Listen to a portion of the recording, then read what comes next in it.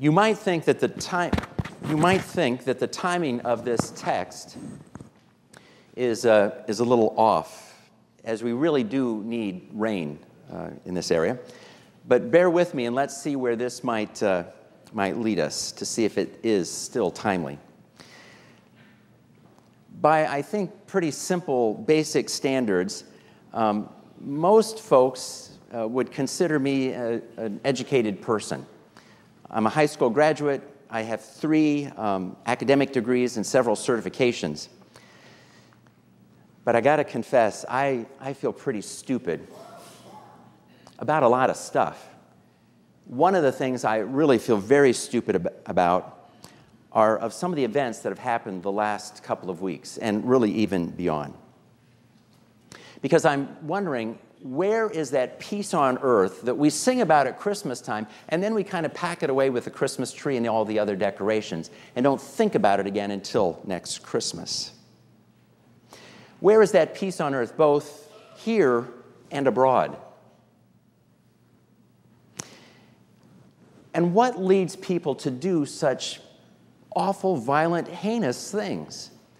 And who would do those sorts of things?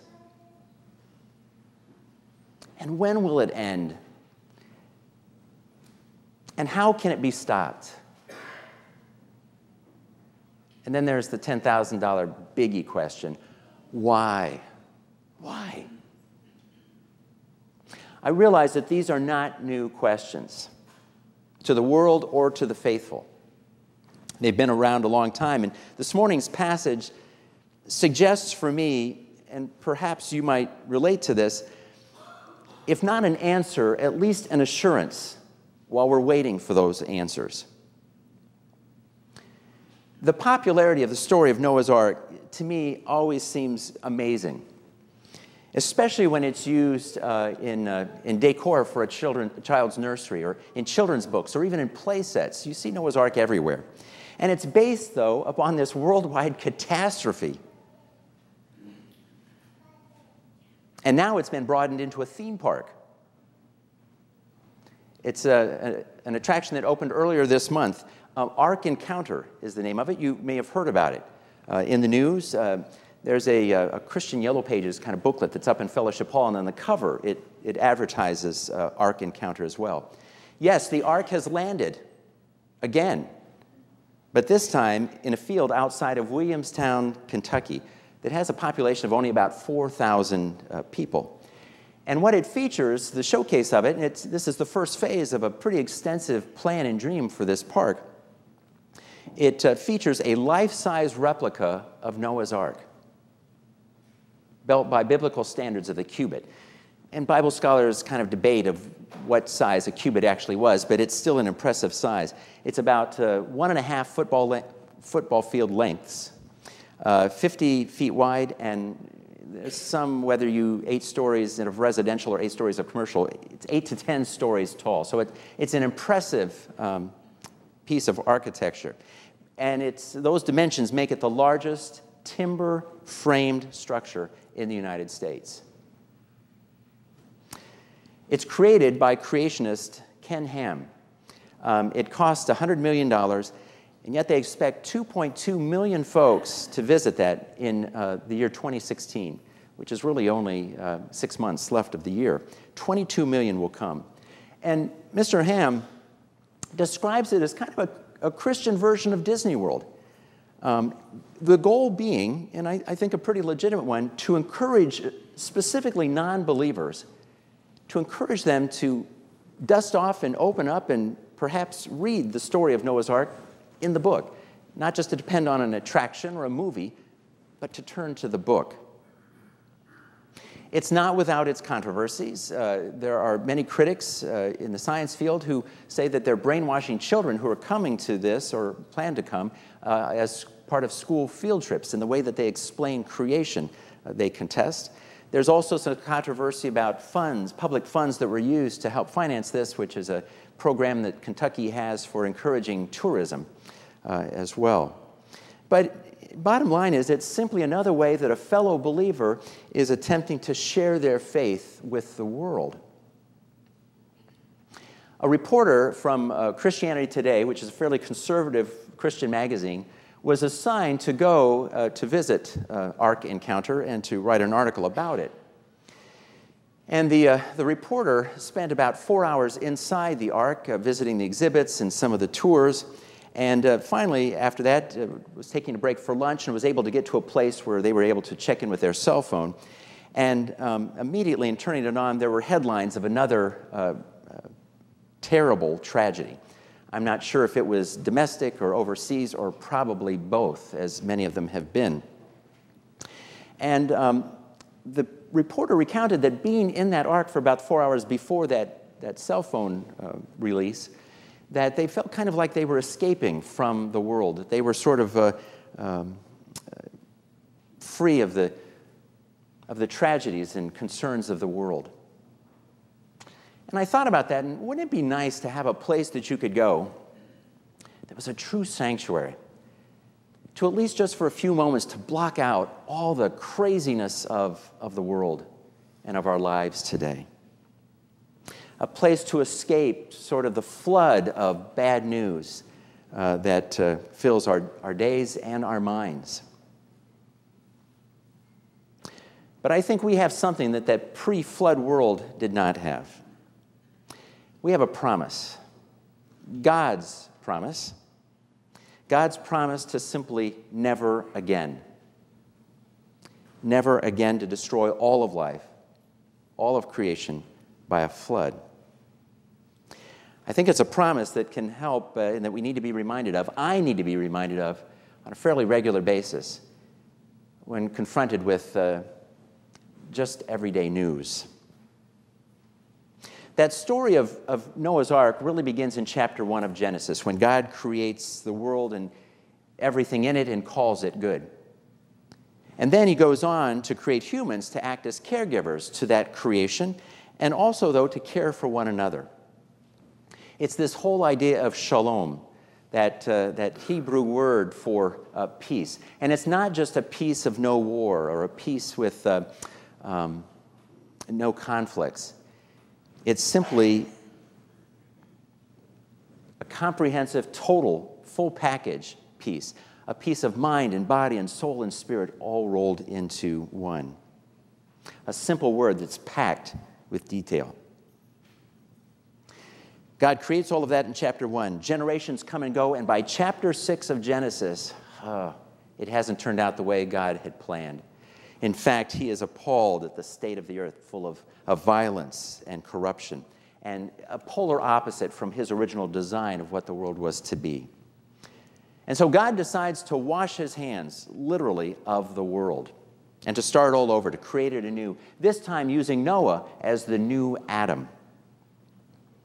And then comes the parts that we're all familiar with, but we don't know exactly how all these things happen, but we're told that they did. The ark is built by just a few people. The animals are gathered in, and then there's 40 days of rain. As the rains stop and the waters begin to recede, God addresses Noah and his family. And he reminds them of his ways, of his plan for this new world again. And the creator of life, God himself, promises never again to destroy life to that magnitude and in that way, no matter how bad it gets. And he seals that promise, not with a signet ring and wax or such, but with a bow, his bow, that he places in the clouds, we're told. Modern translations always refer to that as a rainbow. But the Hebrew word used here does not describe some weather phenomena. It refers to a bow as in a bow and arrow, a tool for hunting, and a tool of destruction, a weapon. The Hebrews believed that the rainbow was literally God's bow, this divine weapon that was able to shoot lightning arrows, much in the same way that the pagans of the ancient world believed that their gods had these weapons that could be used against mankind. And they would be hung in the sky as a sign of victory over their captors who were defeated. The weapon is set aside when God's wrath sort of calms down. He cools off. But now it is permanently hung in the clouds, not to show as a sign of force, but as a sign of promise. Wouldn't it be nice if we could do that as well? Or can we? Has God maybe already given us the ability to have that kind of peace on earth that we sing about, to actually put it into practice? Are there things that we carry in our hands, and maybe even more importantly, in our hearts, that would promote God's vision of peace in a world that is really so divided? There's nation against nation. There are citizens against citizens, families against families, children against children. And yes, there are even churches against churches and believers against believers.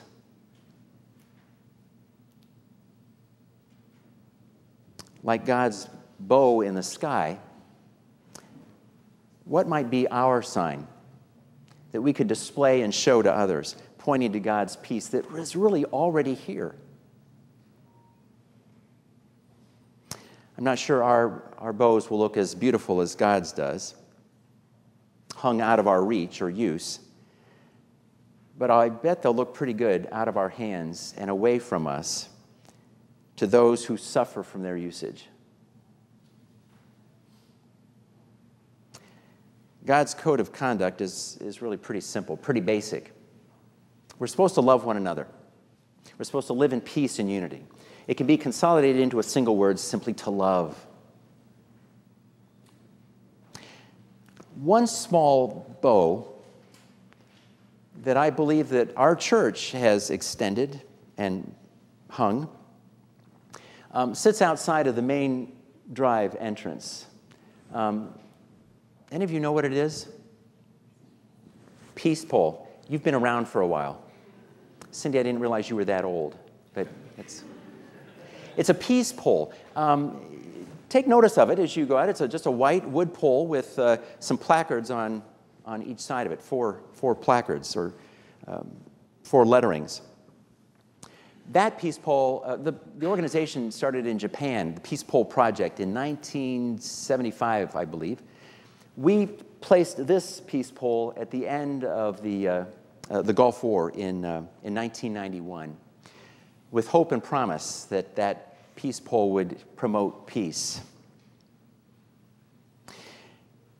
It simply says, "May peace prevail on earth." And typically, it'll say that in multiple languages. The pole that we have is a four-sided, and so there's four languages on it. And our attempt was to sort of represent the four corners of the world. So on the north side of that pole, it says, "May peace prevail on earth," in Ottawa, which is the native language of North America. On the eastern side of it, it's Chinese, representing the Orient. On the south side is Swahili, which is the national language of Africa. And then on the western side is English. It's a bit weathered after 25 years, but most of it is still readable. And it promotes a peace that really goes beyond this idea of no more wars. It's promoting an inner peace for ourselves as well as for our neighbors. Because really, world peace, as overwhelming as that seems, begins with inner peace of a single individual. And the God who placed that bow in the clouds to remind us of his promise never again also placed the Prince of Peace in our hearts. The story is told of an incident in World War II, at the close of the war, that there was a combat team, a convoy, American, that was en route to the Austrian borders. And they had, 2 days earlier, had received news that the war was over. So this was kind of like a routine trip. And with nightfall, they just sort of out of habit turned their blackout lights on. And one of the battalion leaders said, "You know, the war's over. Why don't we just leave our lights on?" He requested permission from the commander to do that. It was quickly granted, and so within moments, this 4-mile column of vehicles all had their headlights on, shining brightly. it was only a few days later that Allied scouts reported that there were Germans who did not know that the war was over, who were ready to attack them just as they turned those lights on. And when the lights went on, they knew something was up, and they realized that the war indeed was over. This idea that peace would prevail on earth is more than a caption on a pole or just a sentiment on a card. It's God's vision for the world and for each of us. It needs to become our vision as well as our prayer. And a prayer that's offered not just in words, but in actions as well. And they can be pretty small actions that speak pretty loudly. We're to go into the world. We're to preach the gospel, and we're to do our business until Christ comes. But whereas the Ark Encounter, which I referenced earlier, aims to fulfill this mission by drawing people in to them to share the gospel, we're also experienced and able to share God's presence, and sometimes even more effectively when we go out to them where they might be. The Bible talks when we weep with those who weep, and when we care for the orphans and the widows and love our neighbor as ourselves. This means entering into and engaging sometimes in cultures and societies, communities and places that we are not always feeling welcomed. And we're not always being encouraged as well. So I would assume there are probably several of you, maybe a number of you, who are at this point thinking, okay, have I heard anything new today? Not really. It's the same old, love one another. What's the point? As we leave this place, what will have changed? And who will have changed? I'd like this morning to pass on to you, I think, a very practical illustration that was shared at a church board meeting last Monday. And it was shared by a board member, a member of this congregation, who confessed that this was his first devotional. Man, I think he hit it spot on, and can't wait to see what he writes as a next devotional. And I really felt that it was too good to allow it to be buried in the archives of church board minutes. And so with his permission, I am sharing it with you this morning. Thank you, Josh, for allowing me to do that. This is what he wrote. Lately, the world has been a crazy place. The flag at the library has been at half-mast for over half the summer, stemming from not one, but a series of domestic and international crises. When the world is in turmoil, we look for answers. Why is this happening? Who is at fault? How should we respond? But recently I came across a commencement address from a dean of one of Harvard's grad schools that challenged me to think more about asking the right questions. These questions are not the outward ones, like I just mentioned, but inward ones, and I think they can help on a spiritual and intellectual level. He goes on then to paraphrase these five, what the writer calls 5 essential questions for life. Number 1, wait, what? It sounds simple, but it's an effective way of asking for clarification, which is crucial to understanding. It's the question you should ask before drawing conclusions or making decisions. Wait, what? Number 2, I wonder why, or I wonder if. It's a way to remain curious about the world. And asking, I wonder if, is the way to start thinking about how you might improve the world. Number 3, couldn't we at least blah, blah, blah?